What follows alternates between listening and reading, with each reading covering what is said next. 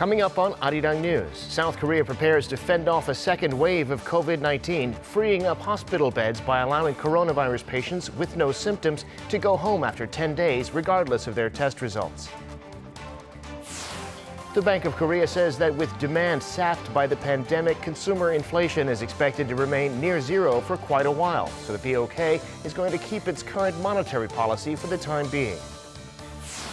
And South Korea announces plans to tax capital gains from financial transactions across the board, starting in 2023, but with an exemption for gains smaller than about $16,000 a year.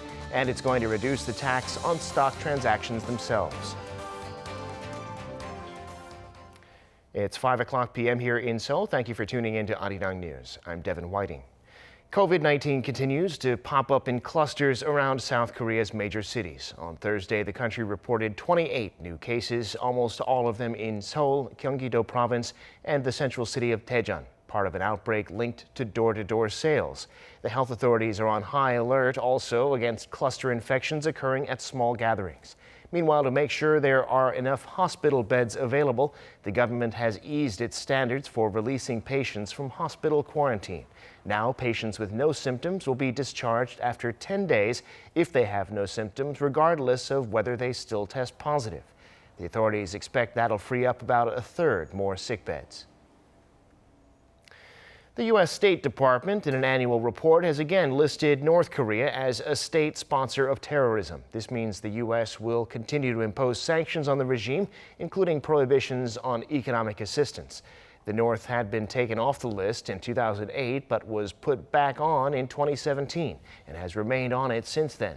Separately on Wednesday at an online forum, the U.S. Acting Assistant Secretary of Defense for Indo-Pacific Security, David Helvey, said that the primary U.S. policy towards North Korea is denuclearization, which can, he said, be achieved through diplomacy. Despite the COVID-19 pandemic, North Korea is getting ready to put on a mass gymnastics performance to celebrate the 75th founding anniversary of the regime's ruling Workers' Party of Korea. That's according to the North's English-language weekly newspaper, the Pyongyang Times, but a specific date for the event has not been announced yet. North Korea's signature mass performances combine track and field, freestanding exercise, gymnastics, and taekwondo. They're not only for propaganda, but also help bring the regime foreign currency. The North has also been observed preparing a military parade for the ruling party's anniversary. Today is the 70th anniversary of the start of the Korean War, and this evening South Korea will be holding an official welcoming ceremony for 147 sets of remains from the war, repatriated from Hawaii, where they had been taken for identification. Around 300 people, including officials and the family members of those who died, have been invited to the event, which is titled Salute to Heroes. The remains were excavated jointly with North Korea in the early 1990s and after the first Kim-Trump summit 2 years ago. To honor the war heroes, the plane carrying them into Korean airspace yesterday was escorted by 6 fighter jets.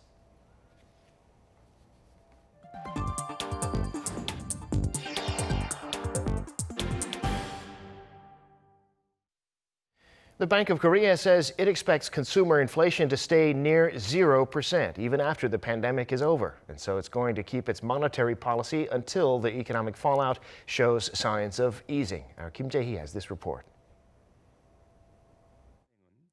Bank of Korea Governor Lee Ju-yeol said on Thursday South Korea's consumer price inflation is forecast to remain close to zero for some time, even after the COVID-19 pandemic. As for the outlook of future inflation, some major economies have opened up, but concerns still remain high over a second wave of COVID-19. With the recovery of global oil prices forecast to be modest, we expect consumer price growth to remain low at around 0% for some time being. But the BOK chief added that the possibility of deflation is low. South Korea's consumer price growth has been slowing down since February amid the COVID-19 outbreak, and prices actually dropped in May by 0.3% on year. This was mainly attributed to the sharp fall in global oil prices and weak inflationary pressures on the demand side, with the tourism, accommodation, and restaurant sectors struggling amid social distancing measures.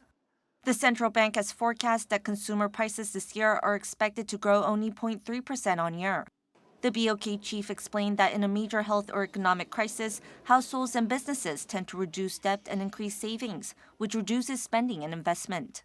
He also said non-contact transactions, which are expected to increase due to the COVID-19, can reduce transaction costs and lower prices.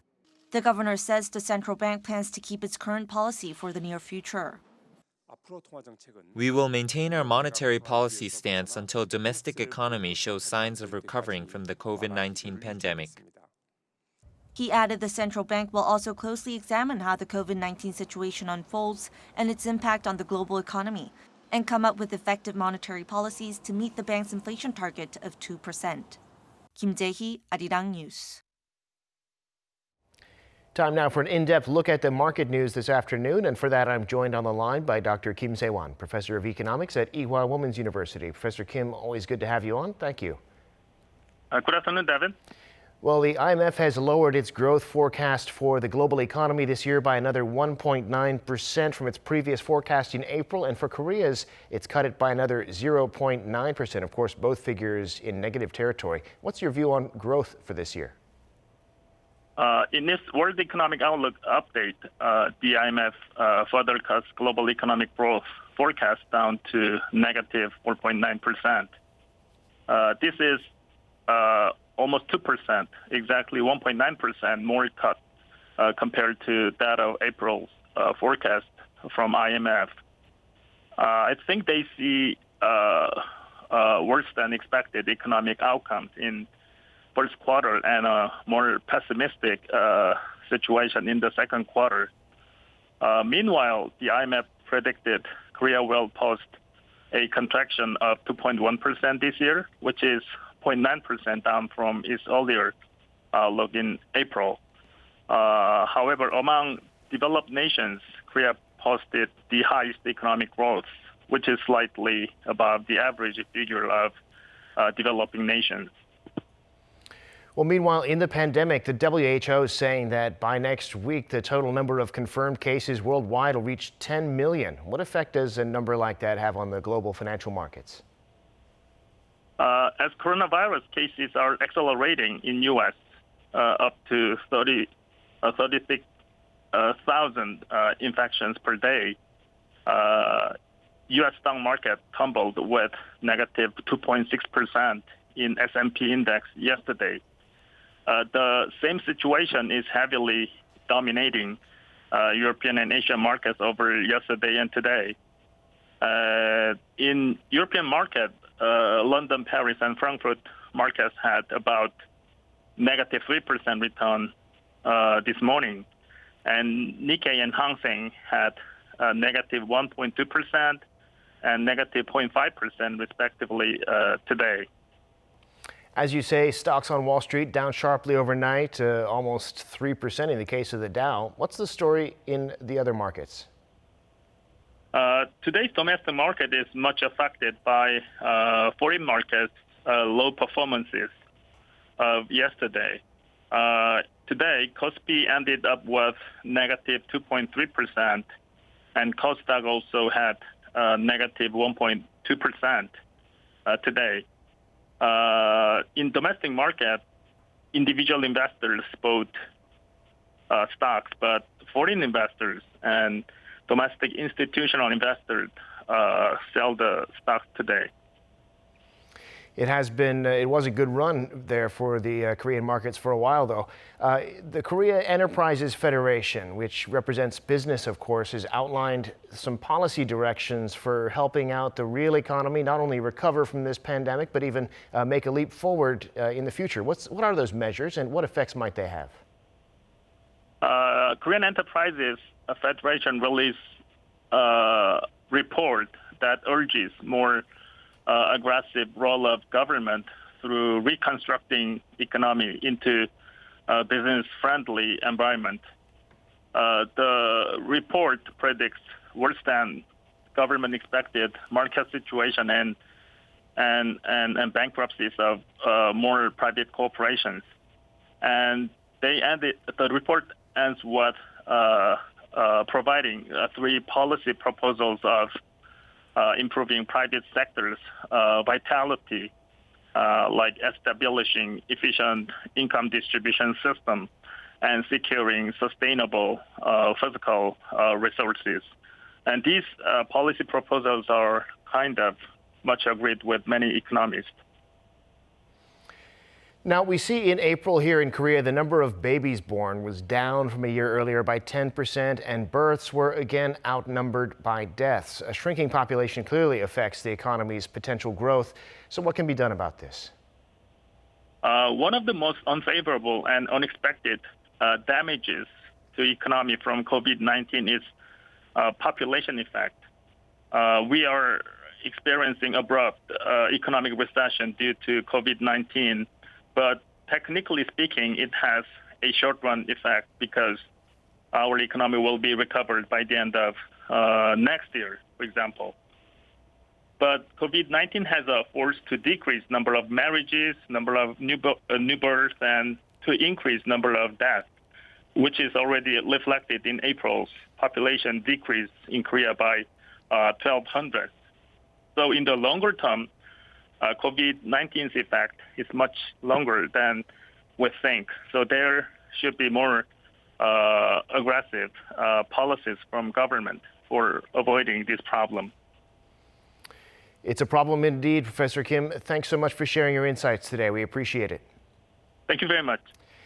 Now, starting in 2023, South Korea is going to change the way it taxes capital gains on financial investments. Until now, only big single stock holdings worth hundreds of thousands of dollars were taxed, but now all gains worth more than around $16,500 will be taxable. At the same time, though, Korea will reduce its tax on the stock transactions themselves.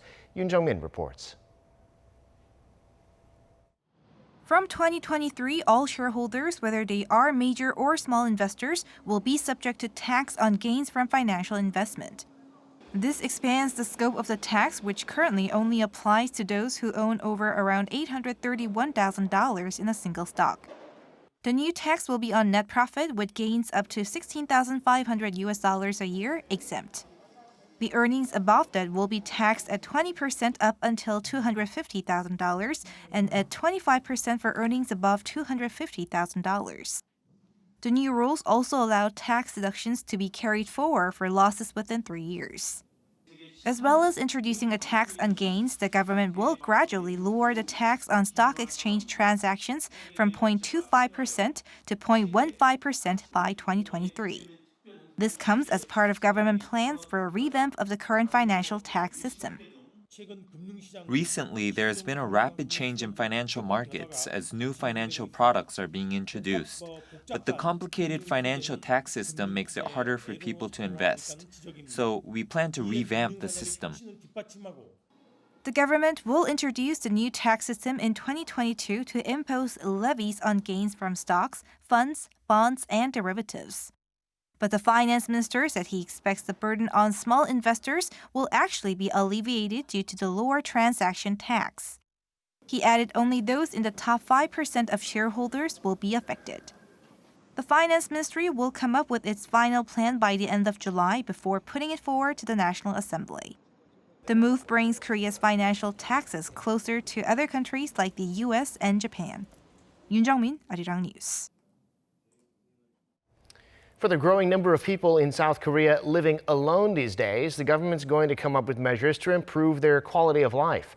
The finance ministry announced on Thursday that the new measures will focus on their incomes, their housing situation, safety, social networks, and consumable goods that better fit their lifestyle.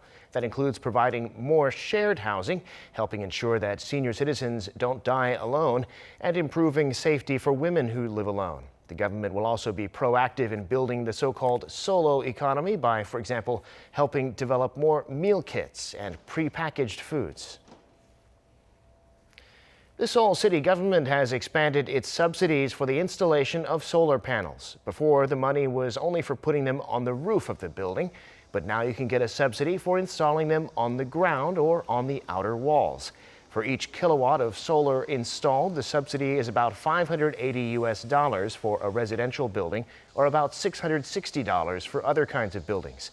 A system for a typical home costs at least a few $1,000s, so the subsidy is substantial. The city expects this will encourage people to use solar more at home, at traditional markets, and at gas stations. To apply, contact one of the 15 companies selected by Seoul Energy Corporation.